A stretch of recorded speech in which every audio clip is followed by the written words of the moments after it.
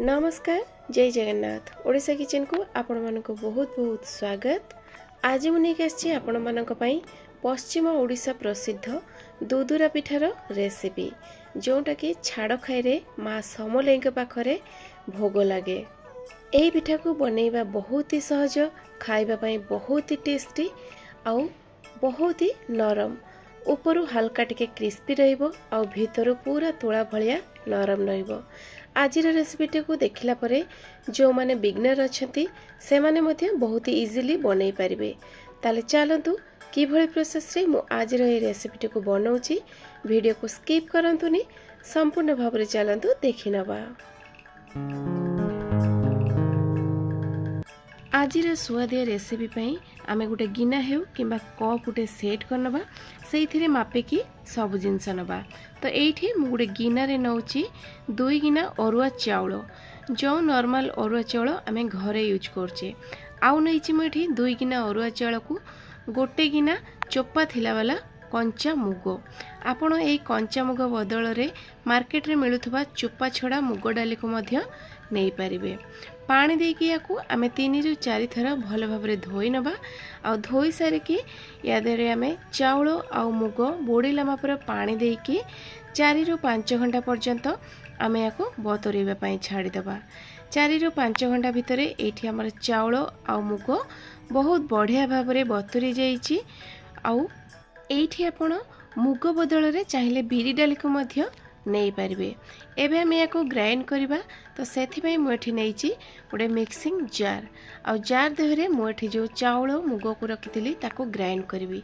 एठी ग्राइंड कला बेले बिल्कुल भी अधिका पानी देबेनी। जदि दरकार पड़े ताले छोट चामच रे गोटे चामच पाखापाखी पानी देकी याको आपण पूरा पूरी बहल करिकी ग्राइंड करी आनबे। बिल्कुल भी अधिका पानी देबेनी। देखि पारथबे जेमिति मु वीडियो रे ग्राइंड करिछि पूरा बहल करिकी, ठीक सेही भलिया जेतको आपण मुग आ चाउल को बतुरई थिबे सब को ग्राइंड करनेबे। एबे ग्राइंड कर सारी की एठी एई बैटर को 3 रु 4 मिनिट धरिकी आमे फेणी नबा। जेते बढ़िया भाबरे फेणीबे आपनकर पिठाटा सेते नरम बनिबो। बहल करिकी बैटरटा रेडी करिबा सत्य कोन हबो ना आमे जो या देरे चीनी किंबा गुड़ दबा, जा फल रे बैटरटा हमर आउ टिके पानिया हे जिवो। सेति पई आमे ग्राइंड कला बेले याकू टिके बहल करिके ग्राइंड करिबा। ए देखि पारथबे ए बैटर देहरे देई दबा। बढ़िया टेस्ट पई गोटे चामच पान मधुरी, अलैच आ गुलमरीचर छेचा दे देबा गोटे चामच। बढ़िया टेस्ट पई मु एठी दउची घी गोटे चामच। जेहेतु मु आजिर पिठाटी को तेल रे छाणीबी तेणु घीर बास्ना पई मु एठी बैटर देहरे दउची गोटे चामच घी। जो गिना रे मापिकी नैथिली मु चाउल आ मुग डाली, सेई सेम गिना रे मु एठी मापिकी नउची गोटे गिना गुड़। गुड़ बदल रे आपण चाहिले चीनी को मध्य नै पारिबे। एठी मु 2 गिना चाउल, गोटे गिना मुग डाली आ गोटे गिना नउची गुड़। मिठार बैलेंस पई दे देबा एठी हमें हल्का टिके लूण। आउ नउची मटी काटिकी छोट छोट पीसेस रे नैची किछि नड़िया। आपण चाहिले या देरे बादाम को मध्य ऐड करि परिबे, बहुत बढ़िया टेस्ट रहिबो। तो एबे हमें ए सब को देकी मिसई देबा। आपण देखि पारथबे हमर बैटर टेक्सचरटा केते चेंज हे गेलानी। जेहेतु आमे गुड़ देचे तार कलरटा मध्य बहुत बढ़िया हे गेलानी। आपण चाहिले गुड़ बदल रे चीनी को मध्य यूज करि परिबे। तो एठी देखंतु बैटर को मटी भलो भाबरे पूरा मिसई नेची। आज रे रेसिपीटी होची पश्चिम ओडिशार पूरा प्रसिद्ध रेसिपी। आग को आसुची जेहेतु छाड़ खाई पर्व। ए छाड़ खाई रे प्राय प्रत्येक पश्चिम ओडिशावासी घरे यही रेसिपीटा निहाती बने आ ठाकुर पाखरे माँ समलेई पाखरे भोग लगे। जेहेतु आज पिठाटा को मु जल्दी बनैबा चाहूँगी से मुझे देहरे दउची 2 पिंच मापर खाइबा सोडा।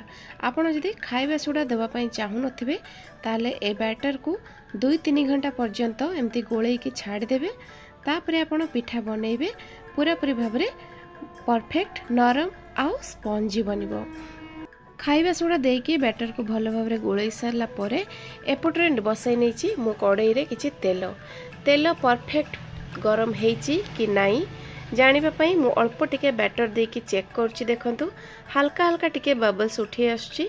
आ एइथिरे तेल को आमे अधिका गरम करबानी किंबा तेल अत्यधिक ठंडा ही नथिबो मीडियम टेम्परेचर थिबो पिठा छाणिबा पई पूरा पूरी परफेक्ट रहइबो। तो एठी देखंतु तेलटा हमर पूरा पूरी परफेक्ट गरम अछि। एबे हमें गोटे चामच रे ताकू बैटर को नेकी गोटे पॉइंट देकी हमें बैटर सब को दबा बिल्कुल भी एणे तेणे करके पकेइबानी।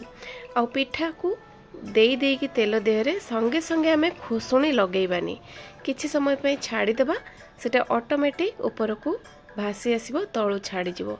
देखि परथबे जेमती बहुत ही सहज रे हमर पिठाटा उल्टी गला आ गोटे साइड रो बहुत बढ़िया कलर हेची। आ एथिरे आपण गैस रो फ्लेम को बिल्कुल भी हाई रखिबेनी लो टू मीडियम रे रखिकी पिठा को छाणी नेबे। जेहेतु आम गुड़े बनईचे तेणु पिठार कलरटा बहुत बढ़िया आछि। आउ एई पिठा खाइबा पई बहुत ही टेस्टी होता है बहुत ही नरम मध्य बनी थाए। तो यही भाया प्रोसेस रे आमे बाकी जेतक बैटर को रेडी करथिले ठीक सही भाया ही छाणी नबा। तो ये दुदुरा पिठार रेसिपी तो आपड़ देखिले कि भली प्रोसेस रे मु बनैली। आगु को आसुची छाड़ खाई पर्व। तो यही पर्व रे मु निश्चय चाहिए समस्ते घरे घरे बनातु खातु। रेसिपी भल लगे लाइक करंतु शेयर करंतु आउ सब्सक्राइब करंतु। पुणी देखा हबा आउ गोटे नुआ वीडियो रे आउ गोटे नुआ रेसिपी सहित। से पर्यंत रहउची नमस्कार जय जगन्नाथ।